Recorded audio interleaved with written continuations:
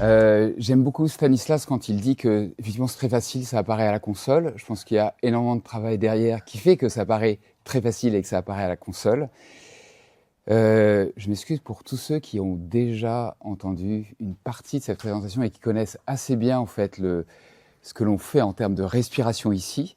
L'idée étant de vous montrer, pardon, excusez-moi, je vais monter effectivement. Donc je vais un peu plus respirer, donc respirer plus fortement et je vais nous aider, je vais m'aider de la pneumologie pour ça, c'est-à-dire en fait utiliser effectivement les voies aériennes pour que ça passe mieux.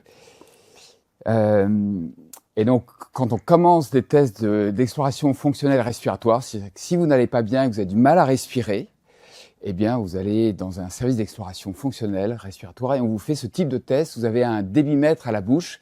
Et le médecin pneumologue, en fait, vous demande, je pense que certains d'entre vous sont préparés, d'inspirer, expirer. Et là, en fait, il est assez gentil parce qu'il vous motive une première fois, mais il va le faire une deuxième fois, une troisième fois, et si ça marche pas, il peut aller jusqu'à 5 fois.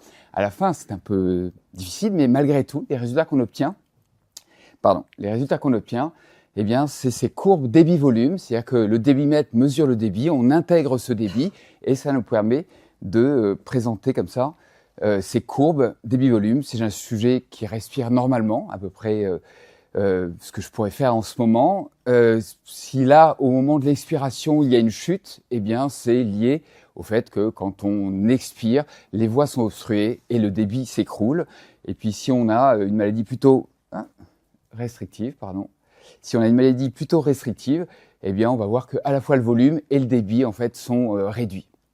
Et donc à partir de là, le pneumologue va pouvoir déterminer la capacité pulmonaire forcée. Il va aussi déterminer ce qu'on appelle le VEMS, le volume expiratoire maximal en 1 seconde, et ça permet de caractériser en fait la respiration du patient. Alors c'est très bien, hein, c'est non invasif, c'est simple, c'est disponible, bref, c'est répétable, reproductible. On aime ça et parce que c'est forcé, on arrive à placer le volontaire, le patient, dans des conditions en fait qu'on maîtrise quelque part. Il y a juste un petit hic, bien sûr, ce qui nous amène à l'imagerie, c'est que la respiration elle est forcée. Tout le monde ne peut pas forcer sa respiration ou répondre à une demande. C'est-à-dire que si vous êtes un enfant de moins de 5 ans, c'est un peu difficile. Si vous êtes aussi atteint de déficience neurologique, vous ne pouvez pas répondre à cette demande. Et puis si vous êtes adolescent, en fait, vous en fichez un peu, faire des efforts jusque-là, ce sera une prochaine fois. Donc c'est un peu difficile. Et puis la mesure est globale, c'est-à-dire en fait la mesure est faite au niveau de la bouche et on a une information sur l'ensemble des poumons et des voies respiratoires. On n'a pas ce qui se passe localement. Et la plupart des maladies, c'est ce qu'on va voir, eh bien, quand on va regarder en imagerie, la plupart des maladies, elles sont locales. Donc l'imagerie se place ici. Alors ça typiquement, c'est quand on fait une IRM, eh bien les poumons, on l'a vu à travers toutes les présentations, sont essentiellement noirs. On voit les tissus un peu autour. Mais ça s'arrête là. On a la dynamique et on a la localisation. Donc on a pensé dans les années 90, c'est pour remonter, parce que ça on pourrait le faire à Bachan. C'est polariser un gaz à l'extérieur de l'aimant. Et une fois qu'il est polarisé, on a gagné 5-6 ordres de grandeur en aimantation. Eh bien on le fait inhaler au patient et le gaz va se répandre partout. Et on a un gaz traceur qui indique ici la dynamique, ici en fait la structure, où le gaz se trouve. Donc on a une image directe de la ventilation. Ça, c'est ce qu'on faisait dans les années 90, fin des années 90 jusqu'en 2010 à peu près, au moment où l'hélium 3 qui est utilisé ici, le xénon court toujours, est devenu une denrée en fait rare, utilisée pour des raisons géopolitiques, afin que la Russie et les États-Unis puissent savoir où se trouve l'uranium enrichi. Ça, c'est plutôt le plutonium qui est derrière. Donc ça nous a un peu coupé là-dessus, mais cela dit, ce qui est important et qu'on retiendra de ça, c'est que ça montre très clairement que les maladies, comme l'asthme ici, n'est pas une maladie qu'on va pouvoir caractériser pleinement au niveau global, au niveau de la bouche, mais localement. Ici, vous êtes sur un sujet qui est atteint d'asthme, mais faible, où vous voyez qu'en fait, son VEMS, donc son volume expiratoire maximal en 1 seconde, il est à peu près normal, 100% c'est la norme, 108% en fait, il est même très bien. Mais on voit déjà ici des défauts qui apparaissent en périphérie.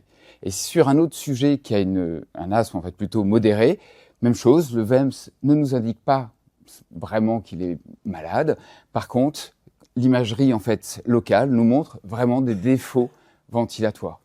Et alors là, après, là pour le coup, on commence à s'accorder sur un asthme sévère où on voit vraiment tous les défauts localement et on voit effectivement que le VEMS, lui, s'est écroulé. D'où l'idée vraiment de faire cette imagerie par résonance magnétique et d'aller regarder localement en fait, la fonction ventilatoire. Donc ça, je crois qu'on est un peu tous convaincus sur cette idée. Et on est parti sur des séquences qu'on a un peu évoquées là. Et vous allez voir quand on va descendre à Bachan, on va rejoindre ce qu'a évoqué Stanislas. Mais sur ce projet de regarder la ventilation, on est parti sur une séquence dite à temps d'écho ultra court qui dure 10 minutes. Avec des paramètres qui sont ici, donc on va regarder effectivement à 12-14 microsecondes et on va répéter ça toutes les 2 millisecondes. Répéter, ça signifie que on va être en capacité d'avoir à tout moment une information sur le cycle respiratoire et pouvoir reconstruire ce qu'on obtient là. C'est-à-dire que là, c'est des images dynamiques, 3D, obtenues à 3 Tesla, donc là on est pour le coup dans les champs standards, cliniques, où vous voyez vraiment la respiration parce qu'on a redistribué, comme ça a été présenté avant, en fait on a redistribué l'information qu'on a acquise parce qu'on a suivi le cycle respiratoire au centre du volume de Fourier, c'est-à-dire là où le contraste de l'image peut évoluer. Et donc, ce que je vous présente, c'est ce qu'on appelle, nous, la spirométrie 3D par résonance magnétique. C'est cet exercice-là où on fait une acquisition d'IRM en respiration libre. On est allongé dans l'IRM une dizaine de minutes. On acquiert donc les données. On sait qu'au centre du volume de Fourier, on a un signal représentatif en fait, de la respiration qui va augmenter et diminuer en fonction du rythme respiratoire. On pourrait retrouver d'ailleurs un peu le rythme cardiaque aussi dedans, mais nous, on s'est limité en fait à la respiration, mais faire ce qu'a présenté Stanislas, remonter non pas sur du 5D, mais on va être sur du 4D en redistribuant comme ça l'information qu'on a obtenue toutes les 2 millisecondes et donc les données IRM. Ce qui nous permet après de reconstruire 32 phases du cycle respiratoire, 32 volumes respiratoires, segmenter les images, calculer entre chacun de ces volumes les champs de déformation, et ces champs de déformation, ils contiennent l'information de la variation du volume d'une phase à l'autre. Autrement dit, on a la variation de volume, l'expansion du volume, c'est le jacobien mathématiquement, et une fois qu'on a le volume au cours du temps, c'est-à-dire d'une phase à l'autre, eh bien, on a le débit. Et donc, lorsqu'on a débit, volume en chaque voxel de l'image acquise, finalement, on a ces courbes débit-volume à travers le poumon. Et ça, c'est vraiment la spirométrie la spirométrie 3D par résonance magnétique, qui va faire comme de la spirométrie standard, mais non pas au niveau de la bouche, au niveau du voxel. Et donc là, on ouvre une espèce de forêt en fait de paramètres parce qu'on a ces courbes débit-volume et on a réellement, alors c'est écrit en tout petit, on a 1 million de mesures que l'on fait dans l'ensemble du poumon. Ce million de mesures, en fait, il mesure des volumes courants. Alors, c'est beaucoup plus petit que ça. Ça, c'est les courbes que je vous ai présentées tout à l'heure en termes de débit-volume qu'on obtient en pneumologie quand c'est forcé. Donc, on voit vraiment l'expiration forcée. Quand on va être en respiration libre, on va perdre un facteur 10 en termes de volume. Là, on serait plutôt à 5 litres. Là, on va tomber à 500 millilitres au niveau global.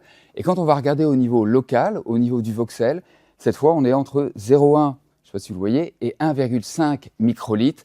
C'est-à-dire qu'en moyenne, dans le poumon, on va avoir des volumes courants dans chaque voxel qui sont de l'ordre de 0,5 microlitres. Donc là, le calcul est assez simple, 0,5 microlitres fois 1 million de mesures, 1 million de voxels. On retombe bien sur les 500 millilitres que l'on a au niveau de la bouche. Donc a priori, c'est ça qu'on regarde. Et là, ce que vous avez, c'est une série de paramètres où on part du volume, des débits à différents volumes. Tout ça, ce sont les paramètres qu'en spirométrie standard, on mesure au niveau de la bouche. Et que là, on va mesurer localement. Et on a aussi tous les paramètres mécaniques associés liés à la variation de volume, liés aux élongations. Et on voit bien quand le diaphragme va s'ouvrir, à quel point ça peut s'allonger et on va le caractériser. Et aussi toute l'anisotropie du mécanisme de la respiration. C'est-à-dire que lorsqu'on respire, souvent, on va inspirer vers le bas et puis on va expirer plutôt vers le haut. Donc on a un phénomène d'hystérésis qu'on va être en capacité de mesurer et on va pouvoir caractériser aussi toute l'anisotropie à la fois fonctionnelle mais aussi mécanique dans la respiration. Et donc, une première chose que l'on a faite, c'était de vérifier en fait et valider cette technique sur une cohorte. Et je pense que Nathalie, qui est là-haut, a soutenu sa thèse sur ces travaux. Donc, si vous avez posé les questions, vous pourrez par la suite. Aujourd'hui, elle travaille chez General Electric et je pense que c'est pas mal de le noter pour voir que on est à travers en fait les différents constructeurs, sachant qu'effectivement ces premières mesures ont été faites sur la TEP-MR qui est ici, où les volontaires étaient allongés soit sur le dos, soit sur le ventre, parce qu'il y a un paramètre qu'on peut changer par rapport à la ventilation et à la respiration, c'est la gravité. C'est-à-dire qu'en le retournant, finalement, on change l'effet de la gravité à laquelle on peut s'attendre sur le poumon. Le poumon, en fait, la partie basse du poumon va subir le poids en fait de la partie haute, et donc ça modifie la distribution de la ventilation. Et c'est typiquement ce qu'on veut regarder pour voir à quel point la technique est sensible. Et puis sur le chemin, on va vérifier que la technique aussi est répétable. Donc là, c'est l'acquisition, ça vous donne le volume de Fourier qu'on décrit lorsqu'on va faire ces acquisitions. Et donc on a deux séries d'acquisitions sur le dos et sur le ventre, chacune faisant 10 minutes. Et donc les premières mesures qu'on a, c'est là. Donc ça, c'est les cartes de ventilation, c'est le volume courant. Donc on va rester sur ce paramètre, pas parcourir l'ensemble, enfin la forêt de paramètres, même si j'aimerais bien vous inviter à respirer dans ce parcours. Mais là, ce que l'on voit, les volontaires sont allongés sur le dos, allongés sur le ventre. Vous avez les 25 volontaires qui défilent. Vous avez une coupe coronale, une coupe frontale. Vous avez les coupes sagittales, c'est comme si on le dépliait, si vous voulez. Et là, vous avez la coupe axiale, en fait, en haut, donc la partie apicale et la partie basale du poumon.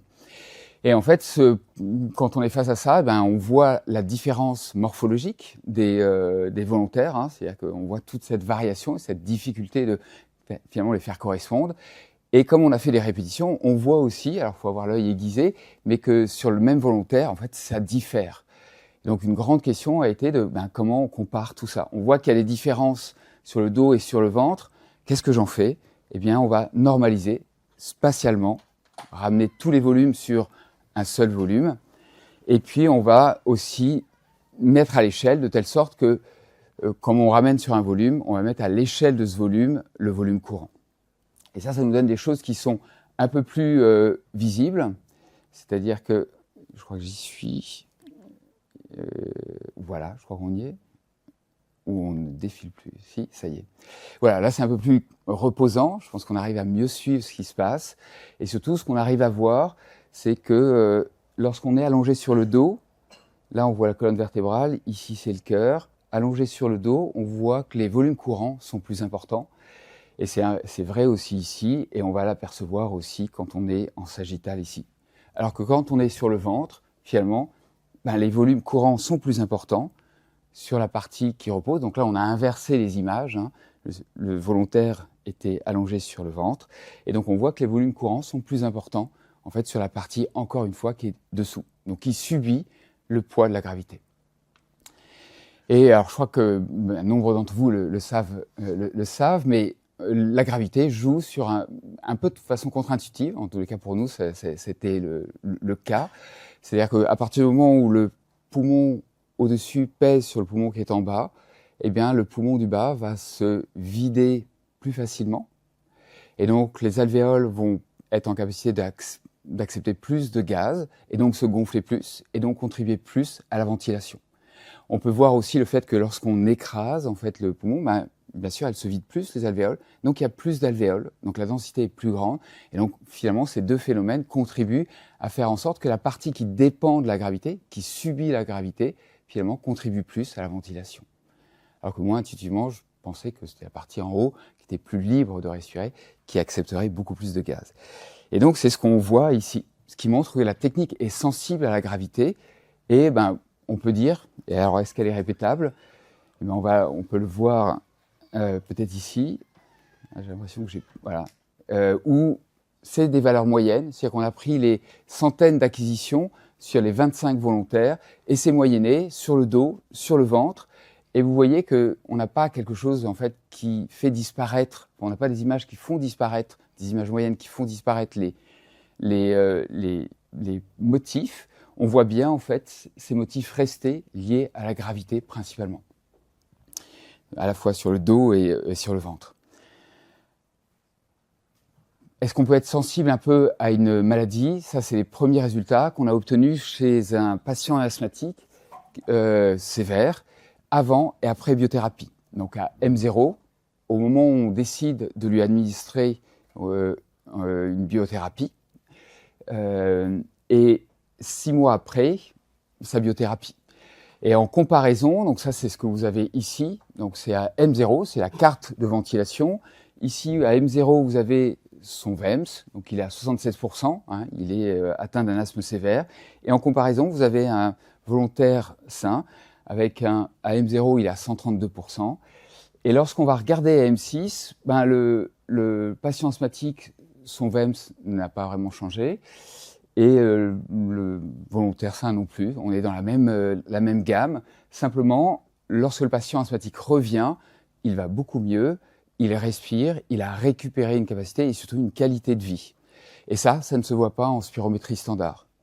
Donc, par contre, lorsqu'on va faire une différence de carte entre l'acquisition à M6, au mois 6, et au mois M0, ce qu'on va voir entre le patient asthmatique et le volontaire sain, c'est des différences et une redistribution du gaz. C'est-à-dire que là, vous avez sur cette échelle, dans cette différence, et bien lorsque la ventilation a diminué, ça va être en bleu. Lorsque la ventilation a augmenté, c'est en rouge. Et on voit chez le patient asthmatique, en fait, vraiment une espèce de migration, on va dire, de la ventilation. C'est-à-dire que le gaz s'est redistribué des parties apicales vers les parties basales, montrant en fait un fonctionnement qui passe de thoracique à diaphragmatique, qui est une respiration, on va dire, je ne sais pas si plus nominale chez l'humain. Et chez le volontaire sain, ce qu'on va voir, c'est un peu réparti, il n'y a pas vraiment de motif, pas de lobes qui vont se vider au profit d'un autre. Et ça se voit ici sur ces cartes où on calcule les valeurs moyennes sur les différentes régions ici, correspondant géographiquement au lobe, où on voit ici que, eh bien ici, il y a des chutes de moins 6%, moins 13% dans les parties supérieures, pour aller jusqu'à plus 64% dans les parties inférieures. Tandis que chez le sujet sain, en fait, on reste entre moins 1% et plus 10%. Donc on arrive à voir et à comprendre un peu ce qui se passe derrière. Donc quand on a cette technique, bien sûr, vous l'avez vu, et je pense qu'on l'a entendu, le poumon, c'est quand même un super candidat pour le bachan à cause des effets de susceptibilité magnétique entre le gaz et le tissu, et à cause de la faible densité de protons qu'on a en fait dans le parenchyme pulmonaire. Et donc le projet VLF Spiro 3D, en fait, il tient, vous l'avez vu, hein, low field ici, et avec un V peut-être, c'est en fait very low field. Et cette idée assez simple qu'on passe de l'imageur avec effectivement la machine où on est allongé à un imageur, et c'est ce qu'on imagine dans ce projet, qui sera plutôt en position assise, où on va pouvoir s'asseoir. Et donc ça fait penser effectivement aux 10 millitesla qu'on a déjà évoqués. Et effectivement, on est en train de réfléchir à ça. Et où le volontaire, le patient, viendra, s'asseyra, et on fera une acquisition d'un certain temps pour obtenir en fait les paramètres que je vous ai présentés. Et donc, si on va vers le 0,55 Tesla, et donc ça, c'est des acquisitions qui ont déjà été faites, et ça a été mentionné, en fait, déjà acquises par Timothée, qui doit être quelque part, et qui pourra vous répondre avec Alexiane et Marie. Et là, ce que vous voyez, c'est la comparaison. Lorsqu'on passe de 3 Tesla à 1,5 Tesla à 0,55 Tesla, eh bien, on a des dynamiques respiratoires, comme je vous ai montré au début, qui sont assez semblables, avec sans doute le plus pour le 1,5 Tesla, mais un 0,55 Tesla, en fait, qui tient la route. Les acquisitions ont été faites, vous voyez, dans les mêmes conditions, avec un temps d'acquisition identique, donc la comparaison, en fait, peut être faite. Et dessus, que ce soit 0,55 Tesla, 1,5 Tesla ou 3 Tesla, on peut mener une spirométrie 3D par résonance magnétique. Alors, il y a d'autres approches qui sont faites sur le poumon en ce moment. Il y a l'utilisation de propellers, il doit lui manquer un R. Et ce que vous voyez ici, c'est des images qui sont pondérées en densité à gauche, ici et là, c'est sur 2 patients, et qui sont aussi pondérées en T2 et ici, où vous avez, de façon remarquable, en fait, des zones tumorales en fait, qui sont mises en avant à 0,55 Tesla. Mais si je reviens sur l'autre approche en fait qu'a présenté Stanislas, qui est l'approche BISTAR, où l'idée est de recycler l'aimantation pour pouvoir en bénéficier et maximiser en fait le signal. Ça, c'est ce qui a été obtenu. Alors, voilà, qui a été obtenu sur un 0,55 Tesla, où vous avez sur 2 volontaires, vous voyez la qualité d'image qu'on peut obtenir sur le poumon à 0,55 Tesla. Et on voit apparaître en fait des structures et le système vasculaire tel qu'on ne le voit pas vraiment en fait à 1,5 Tesla. Et on est sur des résolutions qui sont très fines puisqu'on est sous le millimètre. Et c'est bien sûr ce qui pousse ces auteurs à comparer cette acquisition à 0,55 Tesla en BISTAR à des acquisitions qui ont été faites en CT bas dose. Et vous voyez que on retrouve, en tout cas, ils retrouvent les structures ici, aussi bien à 0,55 Tesla que bien sûr sur le CT qui sert de référence. Et alors, nous, où est-ce qu'on est sur le BISTAR? Vous voyez que ça a été implémenté et c'est cette comparaison de ce qu'on a l'habitude de faire ou qu'on avait l'habitude de faire jusqu'à présent pour faire la spirométrie 3D par résonance magnétique. On est en UTE ici, donc à 0,55 Tesla, sur une acquisition de 40 secondes. Donc là, on est plus sur une seule image. On ne cherche pas la dynamique, mais on cherche à comparer ce qu'on obtient en UTE et ce qu'on obtient en BISTAR. Je ne sais pas si le rendu de loin sur l'écran le montre, mais il est clair qu'on fait ressurgir ce qu'a montré aussi, ce qui a été montré avant. On fait vraiment ressortir le système vasculaire et donc les structures en fait qui sont aussi à l'intérieur du parenchyme pulmonaire. Et donc ça s'inscrit dans quelque chose que l'on imagine descendre encore de 0,55 Tesla. Ici à 0,1 Tesla, dans le cadre de ce projet VLS Spiro 3D, ces données ont été acquises à Aberdeen, qui montrent qu'en fait faire de l'IRM dynamique pulmonaire est possible, même à 0,1 Tesla. On n'est pas encore à 10 millitesla, mais où vous voyez que ces images sont exploitables et qu'on peut imaginer tout à fait faire cet examen de spirométrie 3D. Et là, je vous remercie beaucoup.